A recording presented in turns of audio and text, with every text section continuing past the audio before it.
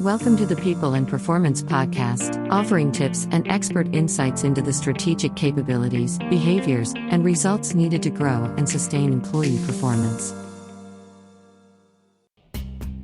In this People and Performance Podcast episode, we focus on ways leaders can cut through the noise to scale high-performing teams faster.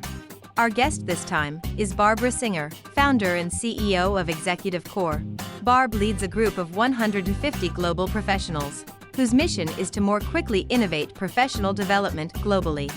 In the last 20 years, Barbara has worked with thousands of high-potentials leaders, C-suite executives, and board members around the globe at critical turning points in their careers. She has more than a decade of experience serving as an executive sponsor and engagement manager in sectors including technology, pharmaceuticals, engineering, and professional services. Enjoy this conversation Chris and Bill had with Barb, and remember to check out more episodes at pppod.com. Barb, it's great to have you on with us today. We're excited to hear your expertise and to know more about what you guys do over at Executive Core. So let me ask you a question. Let me start off by asking this question. Predictions of success. In a recent LinkedIn post, you wrote, leadership success depends on your ability to influence people's ideas, focus, and actions. This week's OneEleven Leadership Sprint trained members in 4 power tools of influence, which will help them be well-positioned to grow their organizations quickly. Can you briefly run through what some of these power tools of influence are? Yeah, absolutely. First of all, thank you for having me on the podcast. This is a lot of fun. And we did indeed spend some time in Canada this week talking with OneEleven scale-up businesses that are rocking and rolling. And we talked about the power tools of influence and languages of leadership. The 4 power tools are rational persuading, using logic, facts, evidence, other pieces of information to substantiate when you have a request. It's why images, bar charts, graphs, data, artificial intelligence, and data analytics are so important to us today. That's the first one. The second one is inspiring, and it is an emotional connection that you have with someone, showing how your request as a leader is consistent with what they believe is the right thing to do. And it really requires you get to know people and find out what they care about and what they believe. The third one is asserting, and my students at Notre Dame, I get to teach in the Executive MBA program, they will tell you one of my favorite phrases is to tell people 10 words or less. And you can be a great leader, you can have great vision, you can have great ideas, but if you can't crystallize and be concise in what you want people to achieve and what their goals are, they'll get confused. They won't know where you're going. And so asserting is one of the power tools.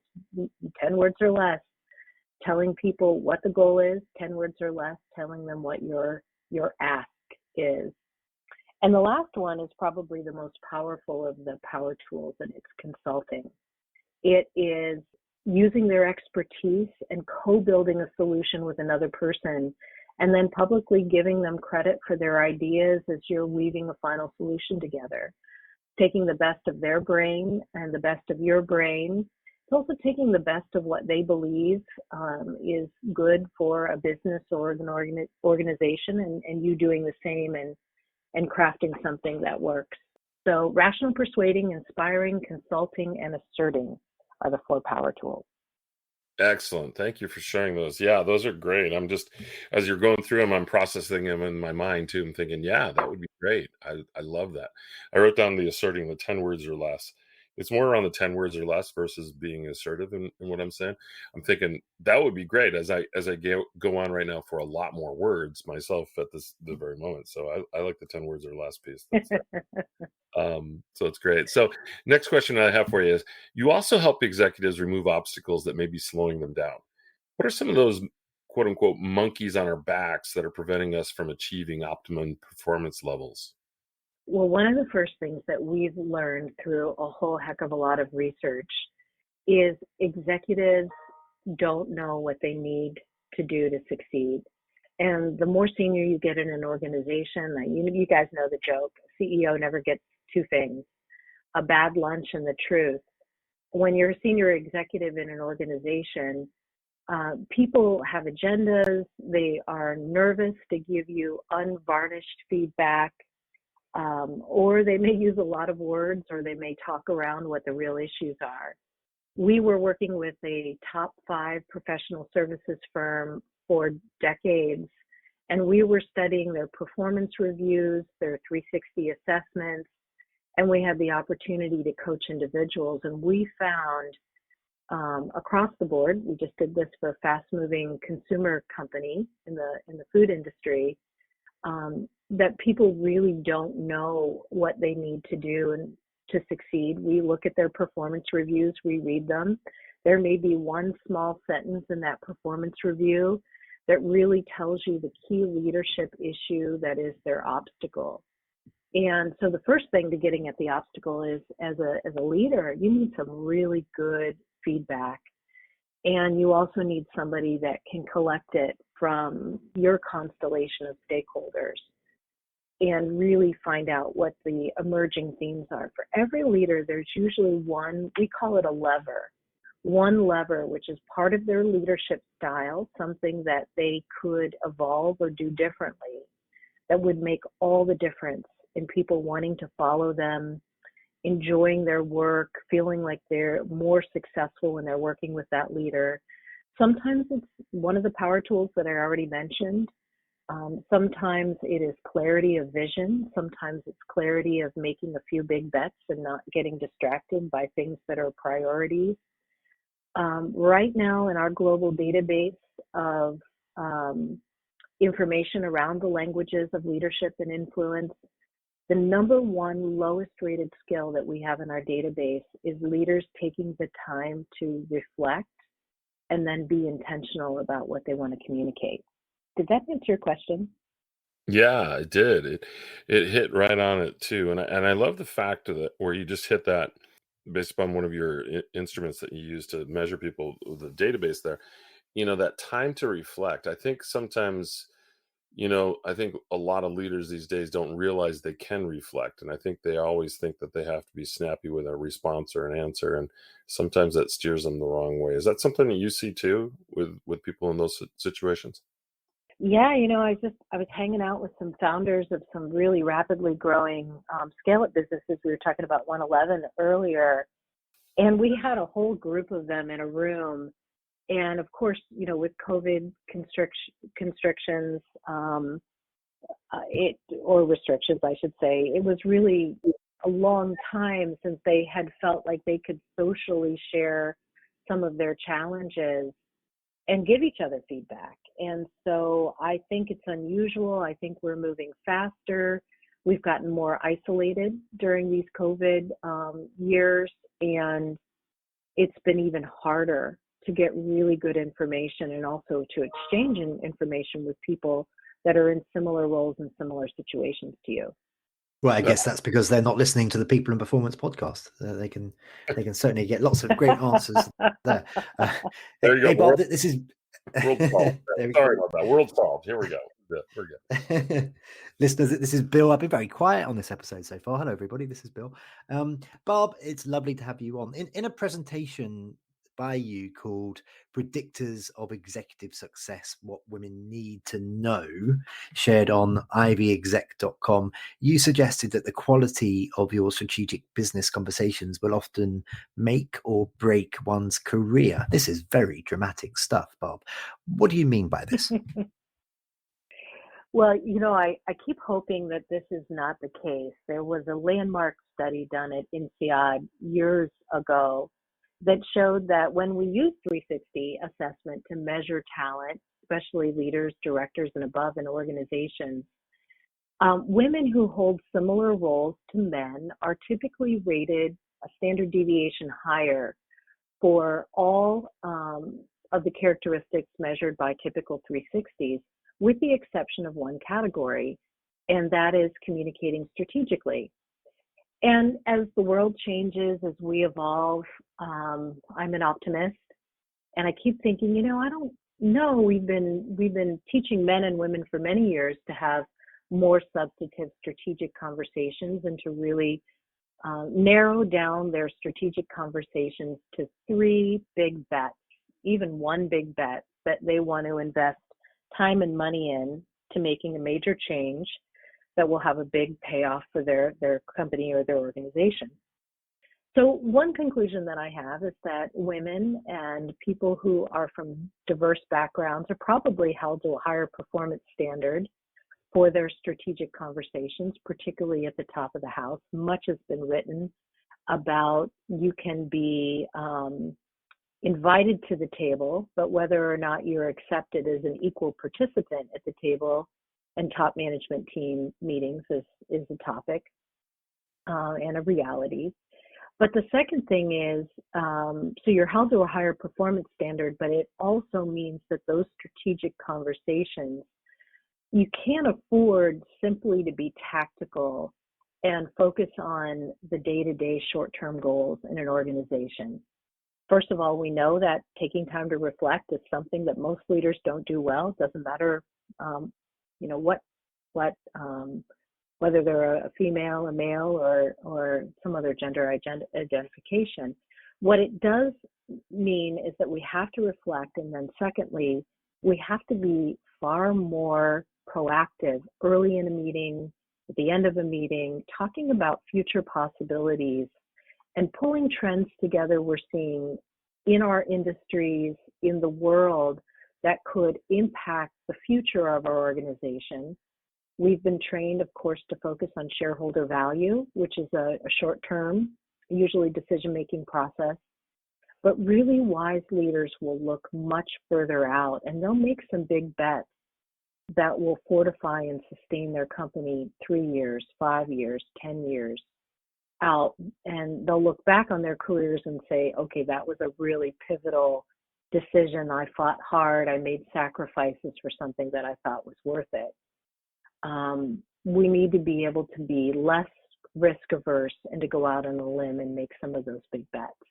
Wonderful. Thank you very much. As Chris and I are a couple of white males, we can't add too much to that, really. Hey, that session, that session was so good that we came up with a supplementary question. I think you kind of touched slightly on some of the answer that might come from this, but I'm going to ask you anyway. So perhaps it might just be a 60-second answer. Who knows? But specifically around the mindsets piece that you were talking about. In that session, you encourage leaders to challenge their mindset and benchmark their own career against what we know today are the best predictors of executive success. Okay, maybe you can share some of those key predictors of executive success with us now. Yeah, absolutely. You asked me an earlier question, actually, Chris did a few minutes ago, about obstacles that executives have that are slowing them down. And when we are working with top management teams, whether we're consulting, whether we are providing executive coaching at the top of the house, for many, many years, the number one request that we would get is that an executive needed to improve their executive presence. It's a pretty nebulous term, pretty hard to define, and it means different things to different people. So we really started to unpack with research what that means, partnered with a colleague of mine who was an expert, is an expert in Gestalt psychology. And we really started to look at holistic leadership. And when we talked about awareness and the super predictor for executive awareness that we have known for a long, long time, but I think vastly underestimate, the number one predictor is self-awareness. And self-awareness is measured not just at how deeply you understand yourself, but how clearly you understand how other people see you. So we started developing these performance mindsets. And when we looked at leaders, we did this with a fast-moving consumer goods company. We looked at their top leaders. We could see that there were high-performing leaders. And out of those high-performing leaders, there were a very small subset that were doing extraordinary things. They were working in difficult markets like China and Asia that were volatile for their services. They had teams that were doing things that had never been done before in the company. Their teams were happy and had very high performance pulse and engagement surveys. Their performance reviews were like Mick Jagger. They were rock stars, and they got unusually high financial results. And when we really started studying them, we realized they shared these performance mindsets, and there are 7 of them. The first one I already mentioned is the super predictor, which is your own self-awareness, how others see you and how you see yourself. That's aligned. The second one is creativity. And the way we look at creativity is not just your own creativity, but that you encourage and create a lot of psychological safety so that people can show up and be radically creative around you, challenging their assumptions, trying things, doing a lot of experimentation. The third one is around emotional intelligence. Do you really use both the intellectual part of yourself, but also the emotional part of yourself to make very smart, sensitive decisions?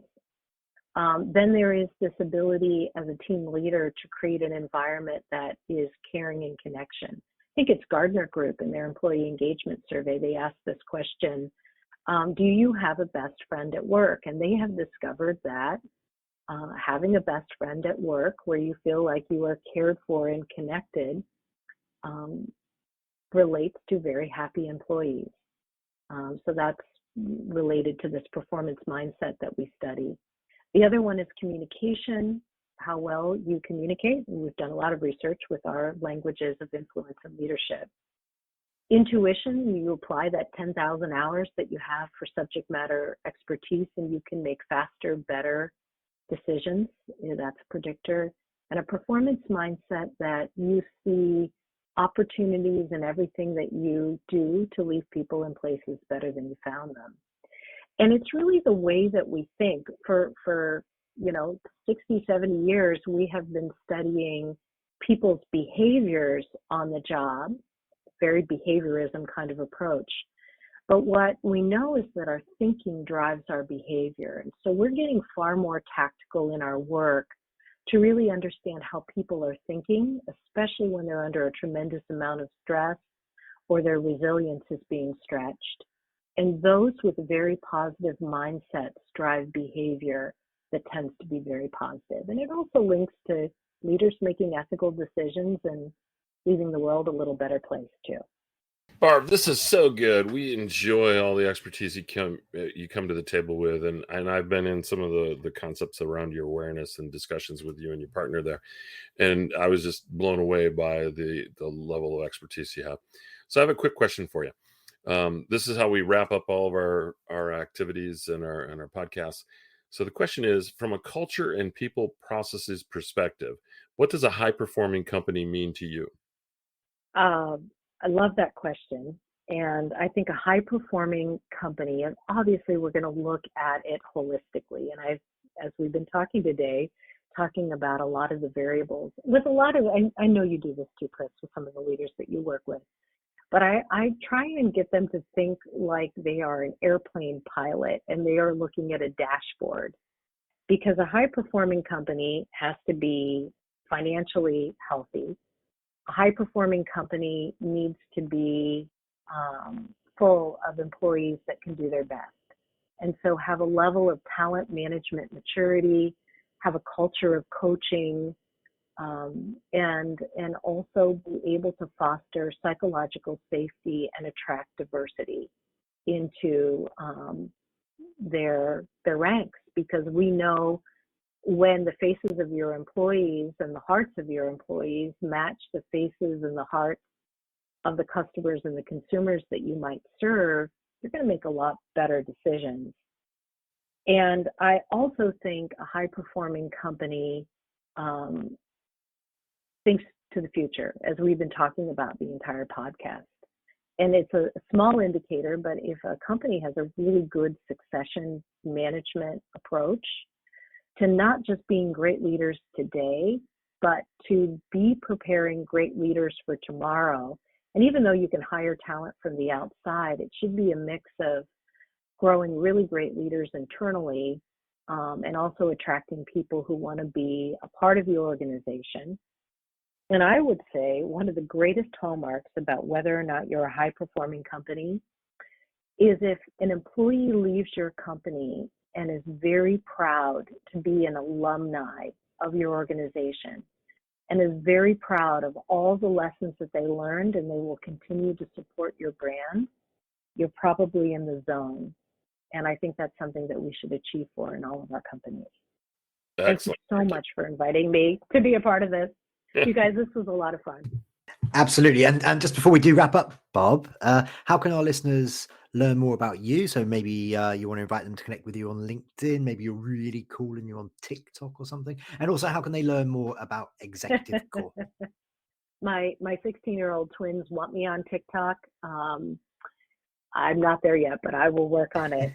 You can certainly find me on LinkedIn, Barb Singer, and I am CEO of Executive Core.